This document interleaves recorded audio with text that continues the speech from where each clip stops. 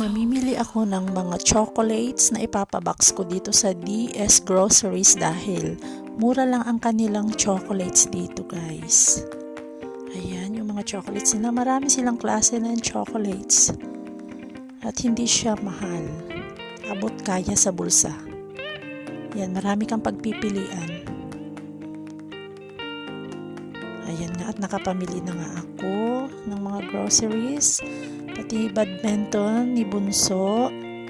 Ayan, ito yung mga shoes. Nilagay ko sila sa plastic bag kasi merong nakahalong liquid para safe. Iwasan yung may mabasa. 3 hours later. 3 hours later, at sisimulan ko na nga ang paglalagay ng mga sapatos sa pinakaba ilalim. Unahin ko yung mga sapatos nila. Ay, mali. Lagyan ko pala muna ng tape sa ilalim para kahit balik na rin ko hindi na siya makawala.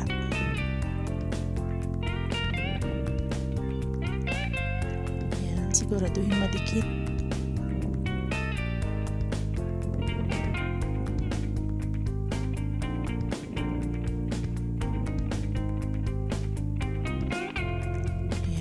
Sinimulan ko talaga siya ng maaga, kinaumagahan.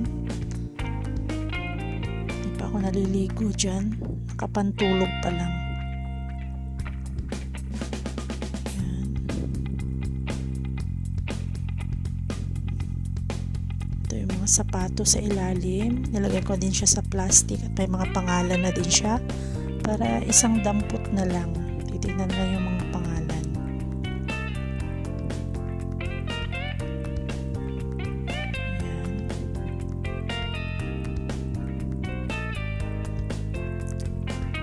Sapatos ni kuya, ni ate.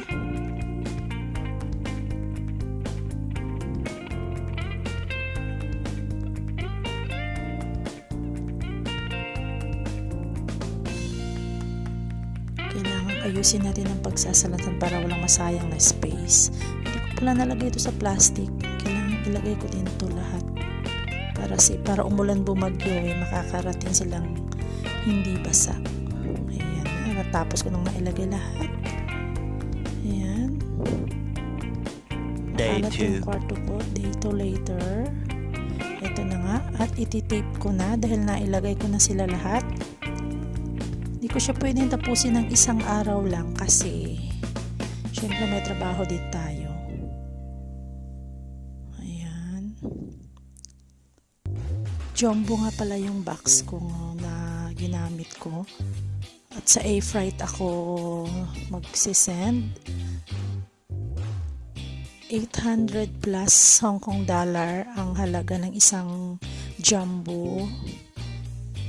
Okay naman yung price nila. Tama lang.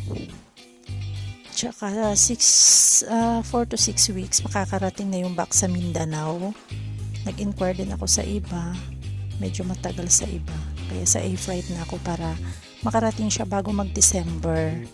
Ang December talaga to. Once a year lang ako nagpapabox bago mag-December para naman matuwa naman yung pamilya ko na makakatanggap sila ng mga regalo nila every year end. Ayan. Simula nandito ako siguro nasa 4 to 6 times na ako nagpabox sa Pinas. Pero 4 na beses pa ako nagpadala ng ganito kalaking box. Yung 2 maliliit lang na box.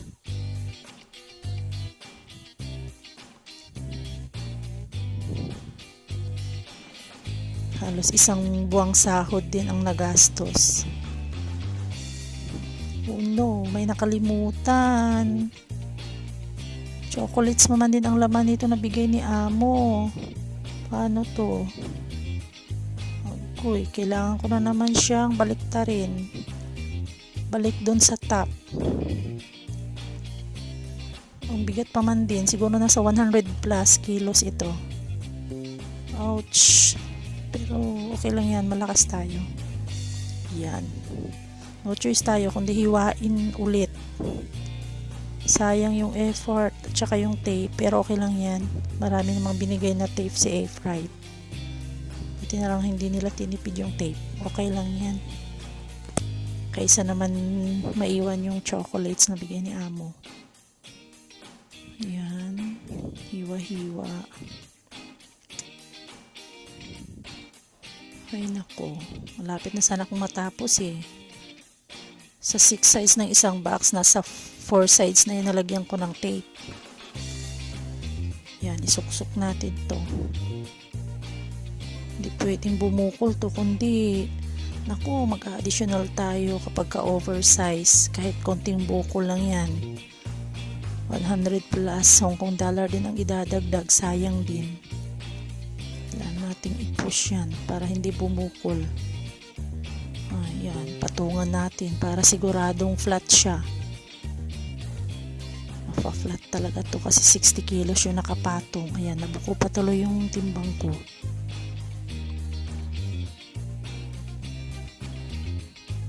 Pwedeng bumukol eh. Sayang din yung 100 Hong Kong dollar na i-add nila. Kahit konting bukol. 1 inch yata. 100 Hong Kong dollar per inch. Hindi ko lang sure. Pero ganun talaga yung patakaran nila. Magbabayad ang oversize, sabing ganun. Oversize pag may bumukol. Kailangan flat talaga siya.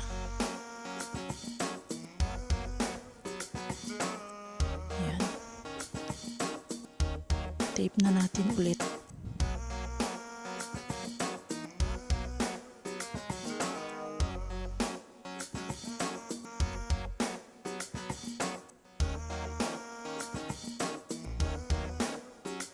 Ay, nakakapagod din. Halos 2 days na pagpapap.